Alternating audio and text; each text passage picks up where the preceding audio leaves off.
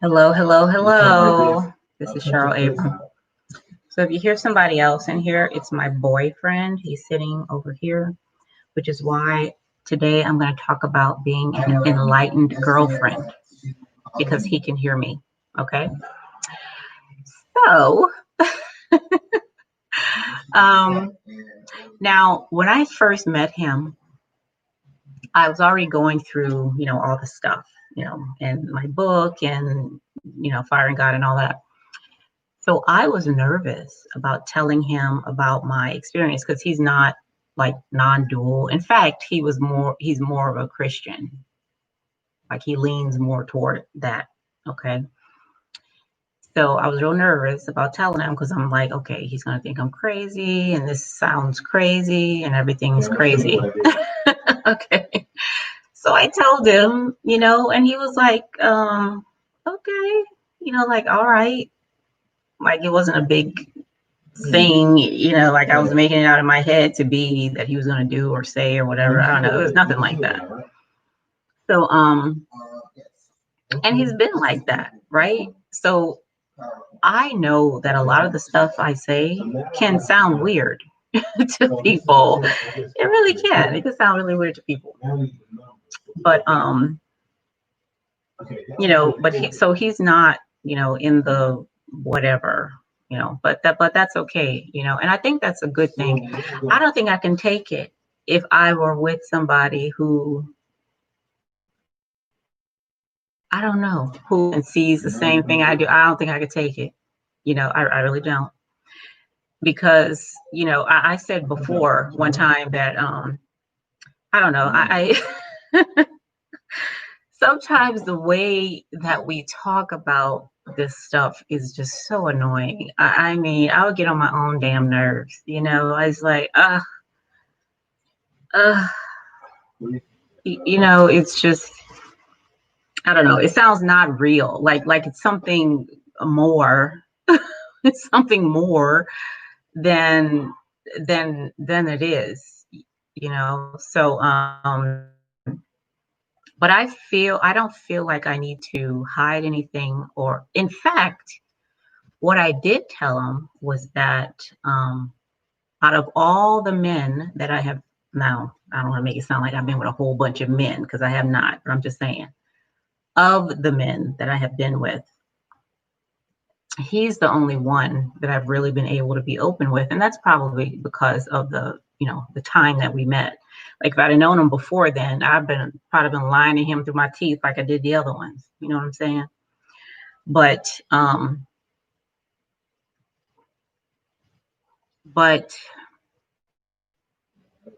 as a girlfriend or as a partner to another person, being able to tell the truth about stuff is different, and it's refreshing. It's refreshing. It really is. And the expectation of that is already there. Okay. The expectation that I'm going to say what I want to say, and not just what I want to say. I'm going to say what's true for me. That's the way I want to say that. That expectation is there. Okay. And it's not just saying what's true for me. It's admitting what's true. All right. So I don't know if I said it on this channel, but if I did, you'll hear it again. There was this one day where we were having an argument.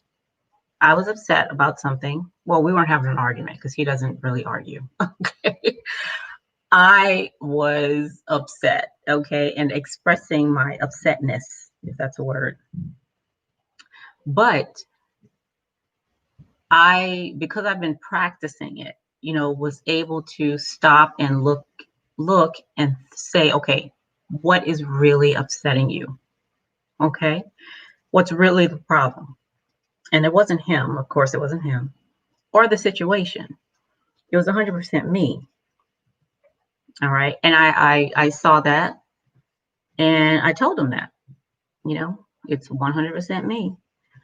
And And that's it. Okay, that's it.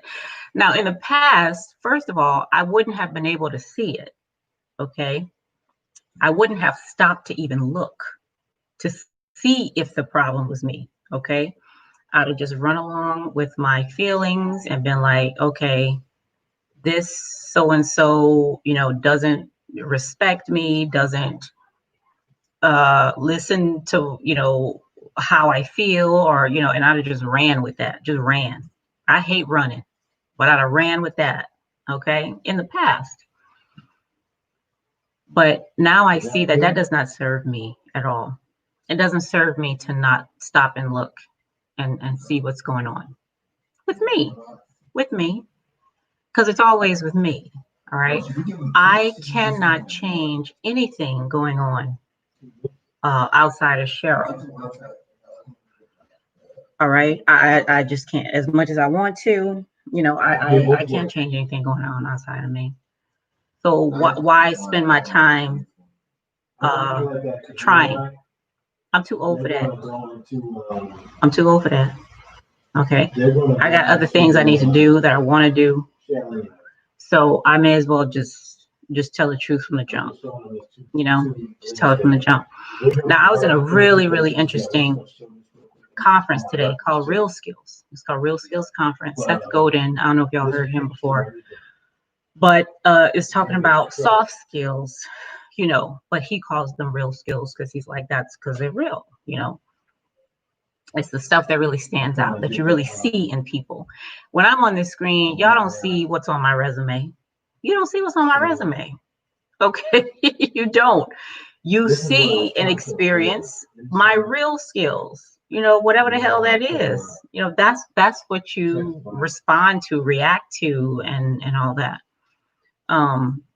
So that's what it was about. That's what the conference was about. That's what you actually see. And it was really great. There were no slides, no presenters. They had like a coach that would pop in and be like, okay, these are the questions that you all can do. Now go into your own groups and talk about it and all that. It was really good. I really enjoyed it. It was short. Well, it seemed short. It was 2 hours, but it did not seem that long because it was really good. But in that conference, I was able to, and the whole group, able to talk about things like being authentic, about what do we fear about just being who we are? Where's the roadblock? What's stopping us from doing that? For some of us, it was, because it'll make us look weak, because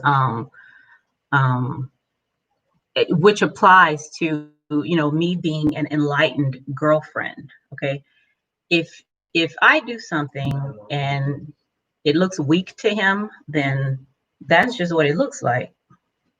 That's just what it looks like. Okay, because something that I said was one of my reasons for not being as authentic as I could be is judgment. Okay, was judgment. But I've come to see that anybody's judgment of me, no matter if it's what I consider good or bad, is true. That shit is true. Okay. If I'm going to say that I have all these possibilities of what I can be, that shit got to go both ways.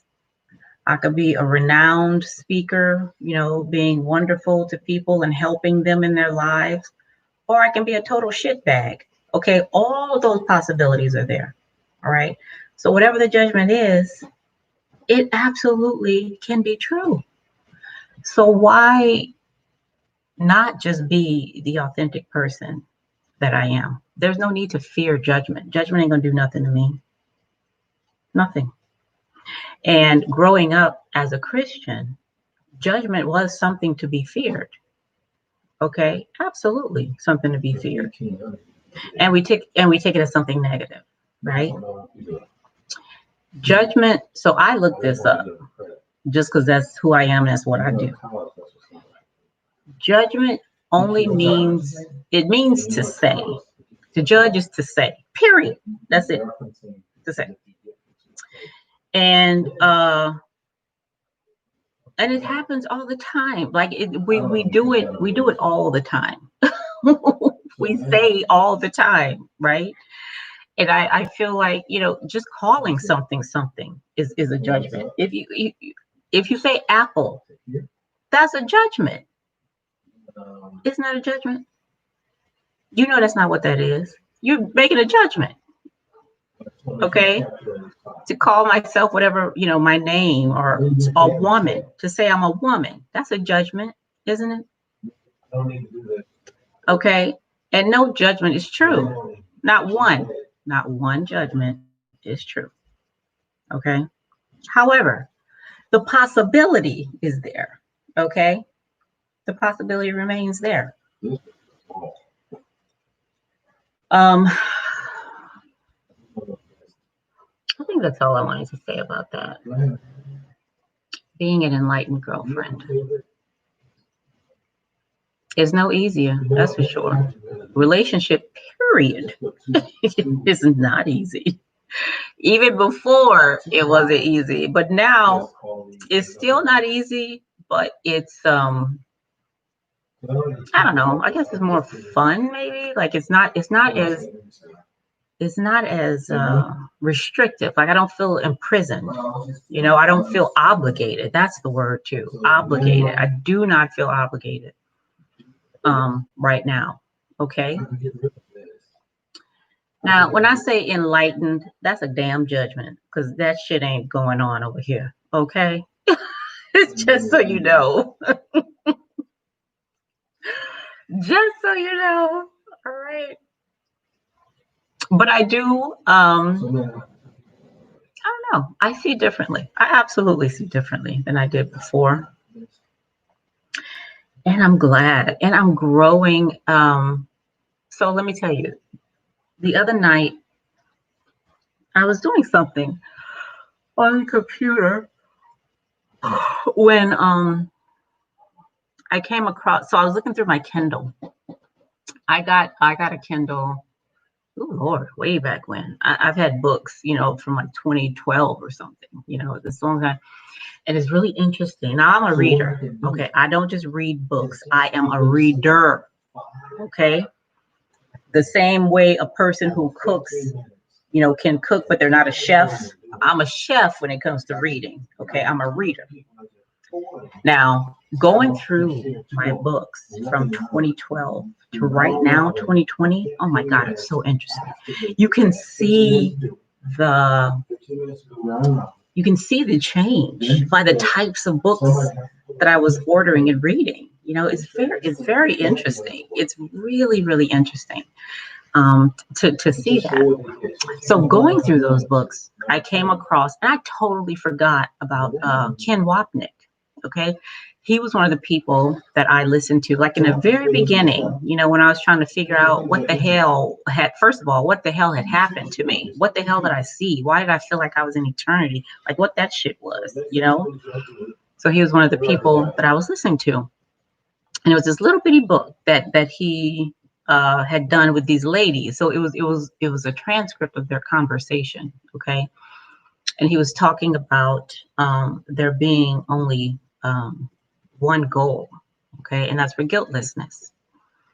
Now, which went to it, meaning everything that's here, that's happening, that's done, that's like me on the screen doing this, okay, is to serve one goal. All right, for guiltlessness.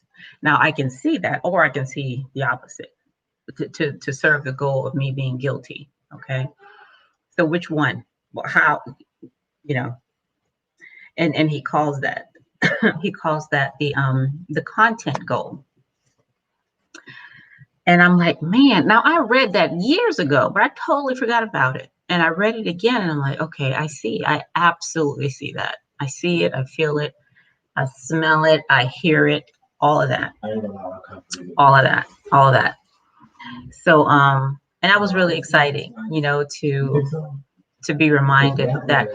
And the thing that that weird ass book, Course in Miracles, says that I really do see is about the mind training, you know, because, and I see what it means to be asleep, you know, to be, and I was telling him the other day about trying to wake up a person pretending to be asleep. You can't do that.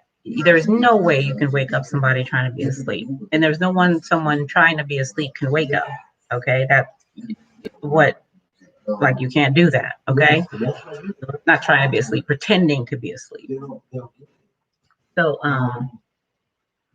yeah, so you know, seeing and reading that from Ken Wapnick, I just, you know, I see that. And another thing that the book said that I absolutely loved was forget, how did it say that? Forget this book. Forget this book. Okay.